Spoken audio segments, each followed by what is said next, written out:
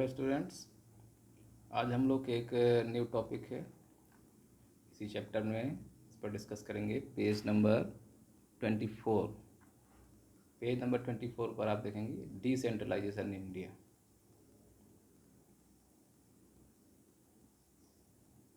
ये डिसेंट्रलाइजेशन का जो कॉन्सेप्ट है ये पावर शेयरिंग से ही रिलेटेड है।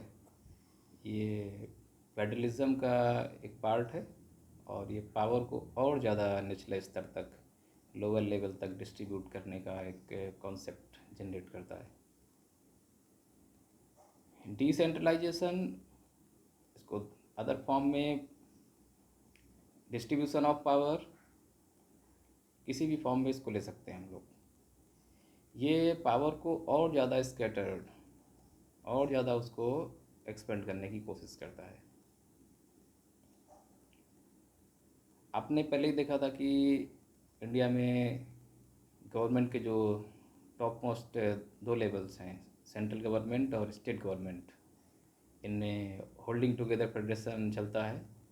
ये सेंट्रल गवर्नमेंट स्टेट्स को पकड़ करके रखता है, कंट्रोल में रखता है और कुछ मामलों में स्टेट्स को लिबर्टी भी देता है।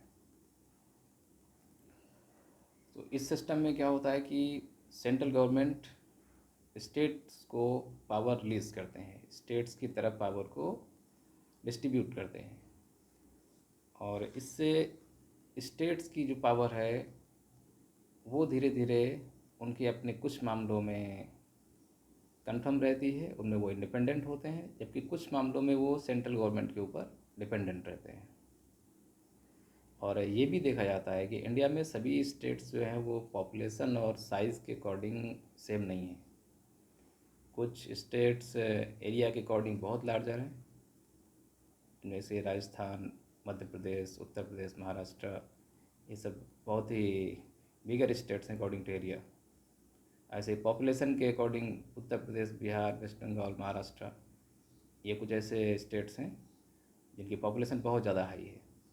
और वहीं एरिया और पॉपुलेशन के अकॉर्डिंग स्मॉलर स्टेट्स भी हैं। गोवा, सिक्किम जैसे स्टेट एरिया पॉपुलेशन दोनों में ही बहुत कम है। तो इन सभी के लिए जो पॉलिसी प्रोग्राम्स हैं और जो इंडियन फेडरलिज्म में प्रोविज़न्स हैं वो सेम नहीं है। आप जैसे देखेंगे कि पार्लियामेंट में जहाँ पर उत्तर प्रदेश के लिए लोकसभा में 80 सीट्स हैं, लोकसभा में उत्तर प्रदेश की तरफ से जो रिप्रेजेंटेशन है एमपीज़ का, मेंबर ऑफ पार्लियामेंट का, वो 80 है, 80 सीटें हैं लोकसभा में। और वहीं पर गोवा और सिक्किम जैसे राज्यों की मात्र 1 या 2,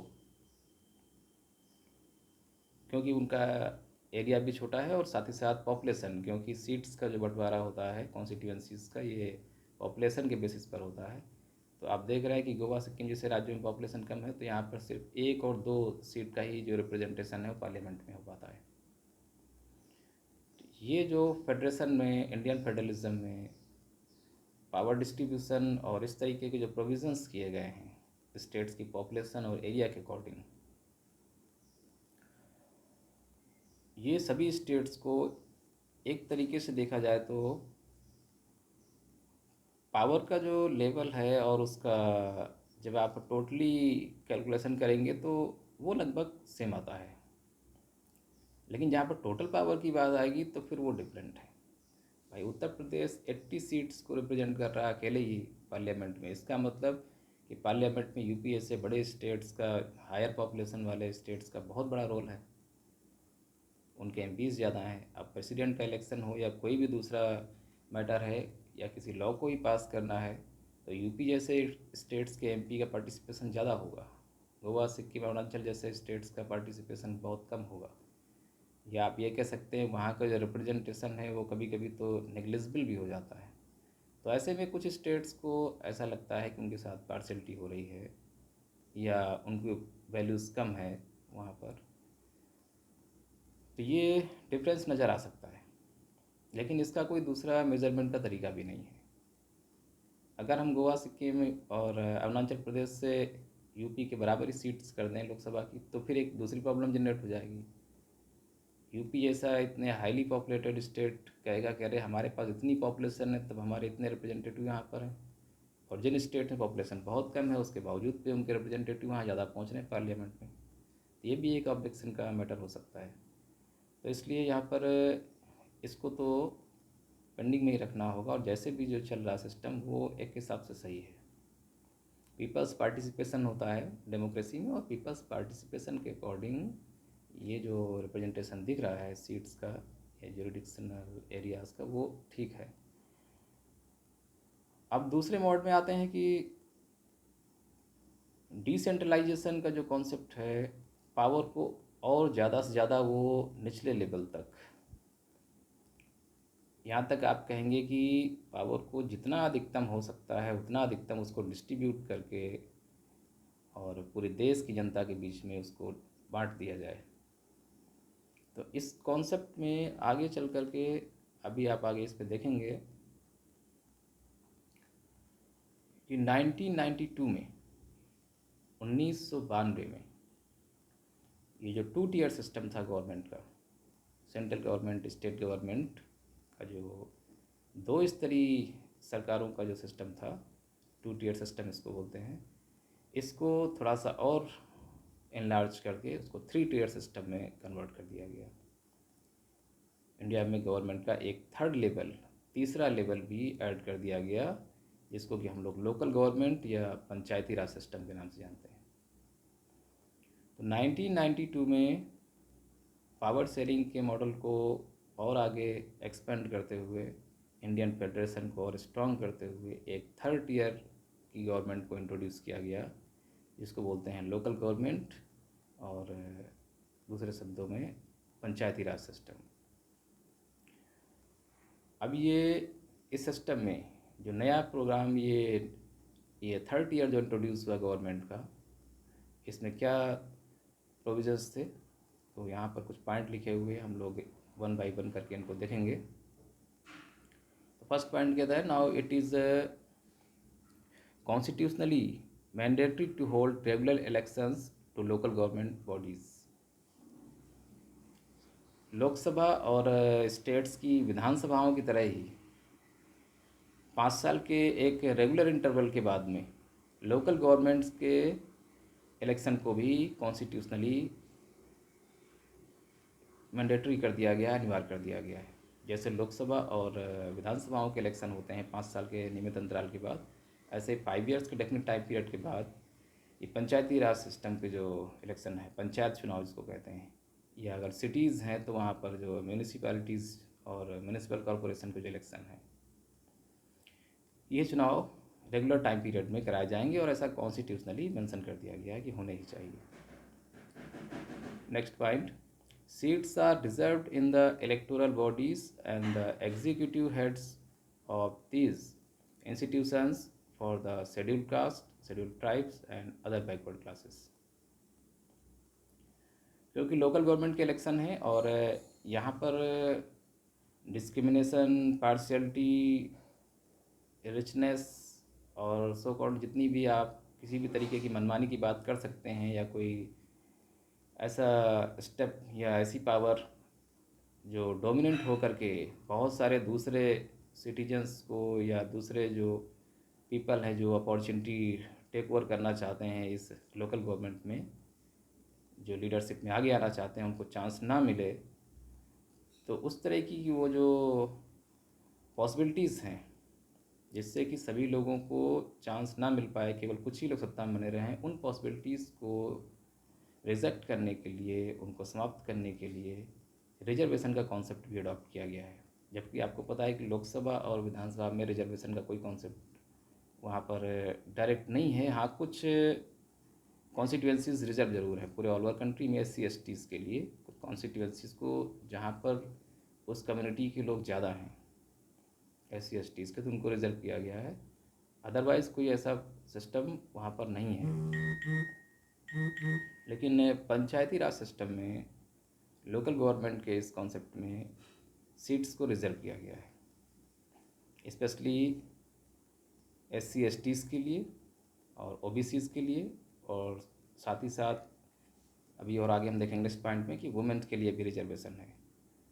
तो ये रिजर्वेशन इसलिए दिया गया है ताकि SC STs OBCs और या वुमेन में ऐसे बहुत से पर्सन हो सकते हैं जो लीडरशिप में आगे आना चाहें, जो पावर को टेक करके या गवर्नमेंट में डायरेक्ट इन्वॉल्व होकर के उस कम्युनिटी के लिए, अपने उस एरिया के लिए कुछ करना चाहते हों, लेकिन मेल डोमिनेशन सोसाइटी या फिर जो रिच सोसाइटीज़ की डोमिनेशन की वजह से उनको अपॉर्चुनिटी नहीं मिल पा रही हो, तो इस अपॉर्चुनिटी को सभी को प्रोवाइड कराने के लिए रिजर्वेशन का कॉन्सेप्ट अडॉप्ट किया गया। Next point, at least 1/3 of all positions are reserve for women. जैसे कि मैंने पहले कुछ देर पहले कहा था कि पंचायत में 1/3 सीटें वुमेन के लिए रिजर्व हैं। और ये जो रिजर्वेशन का कॉन्सेप्ट है, चाहे वो SC ST OBC के लिए हो या वुमेन के लिए, ये साइक्लिक वे में चलता है, ये परमानेंट नहीं होता है। कभी एक सीट अगर वुमेन के लिए रिजर्व है तो नेक्स्ट टाइम वो हो सकता है SC के लिए, फिर ST के लिए, और ऐसे रिजर्वेशन चलता है, ये चेंज होता रहता है, जिससे कि जनरल्स को और अदर्स को भी चांस मिलता रहे, अपॉर्चुनिटी मिलती रहे। Next point, an independent institution called the state election commission has been created in such state to conduct the panchayat and municipal elections। सभी राज्यों के जो राज्य निर्वाचन आयोग हैं, स्टेट इलेक्शन कमीशन, इनको रिस्पॉन्सिबिलिटी दी गई है कि वो अपने अपने स्टेट में ये पंचायत के इलेक्शन और म्यूनिसिपैलिटीज़ के इलेक्शन कंडक्ट कराएंगे। Next, the state government are required to share some powers to the revenue with the local government bodies. The nature of the sharing varies from state to state। State government को ये भी suggestion दिया गया है और उनको ये liberty दी गई है कि वो कुछ पावर्स को, स्पेशली जो रेवेन्यू पावर हैं, आप इसको बोल सकते हो कि जो गवर्नमेंट्स के लिए अर्निंग के कुछ सोर्सेज होते हैं, तो ये रेवेन्यू सोर्सेज या अर्निंग सोर्सेज के जो मैटर्स हैं वो पंचायत को, म्यूनिसिपैलिटीज़ को भी दिए गए हैं। और ये अलग अलग स्टेट में अलग अलग है कि वो कितना रेवेन्यू कलेक्ट करेंगे और कौन कौन से टैक्सेस को म्यूनिसिपल कॉरपोरेशन या फिर जो विलेज पंचायत हैं इनको कलेक्ट करने की रिस्पॉन्सिबिलिटी है। लेकिन अपनी अर्निंग के लिए ये म्यूनिसिपैलिटीज़ और ये ग्राम पंचायतें ये कुछ टैक्सेस को, कुछ रेवेन्यू को कलेक्ट करके अपने लिए फंड को कलेक्ट कर सकती हैं, जिससे कि वो डेवलपमेंटल वर्क को आगे कंडक्ट करा सके। और ये जो कॉन्सेप्ट है लोकल गवर्नमेंट, ये पंचायती राज सिस्टम का ये जो कॉन्सेप्ट है डिसेंट्रलाइजेशन का, पावर को डिस्ट्रीब्यूट करने का, ये पूरे वर्ल्ड फेमस हुआ। और आज ये इंडिया में ही नहीं, पूरी दुनिया में दूसरे कंट्री भी इसको अडॉप्ट कर रहे हैं और देख रहे हैं कि ये बेहतर ढंग से काम कर रहा है। इसने लोकल सिटीजन्स को भी अपने आप में एक कॉन्फिडेंस और डेमोक्रेसी के लिए रिस्पॉन्सिबिलिटी के प्लेटफॉर्म को तैयार किया है, जिसमें उनको भी लगता है कि उन्हें भी कभी फ्यूचर में या करंट टाइम पीरियड में पॉलिटिक्स में और पावर में आने का, एंजॉय करने का मौका मिलेगा। और वो भी डेमोक्रेसी के इस ट्रू पॉलिसी को, जिसमें हम लोग कहते हैं it is the government for the people, of the people and by the people, तो उसमें उनको ये सोचने समझने का और अनुभव करने का एक चांस मिलता है कि वास्तव में सरकार हमारी है और हमारे लिए है। तो इस कॉन्सेप्ट ने लोकल गवर्नमेंट्स के द्वारा लोकल सिटीजन्स को अपने लिए प्रोग्राम बनाने, उनको लॉन्च करने और अपने डेवलपमेंटल वर्क को कंप्लीट करने के लिए एक रिस्पॉन्सिबिलिटी भी दी है और अपॉर्चुनिटी भी दी है, जिससे उनको केवल सेंट्रल और स्टेट गवर्नमेंट के सहारे ना रहना पड़े। तो ये कॉन्सेप्ट था डिसेंट्रलाइजेशन का, जिसने इंडिया में अपने आप को बहुत स्ट्रॉन्ग किया है। और आज ये जो 3rd ईयर है लोकल गवर्नमेंट का, ये स्ट्रांगली चल भी रहा है। अब नेक्स्ट टॉपिक में हम फिर मिलेंगे।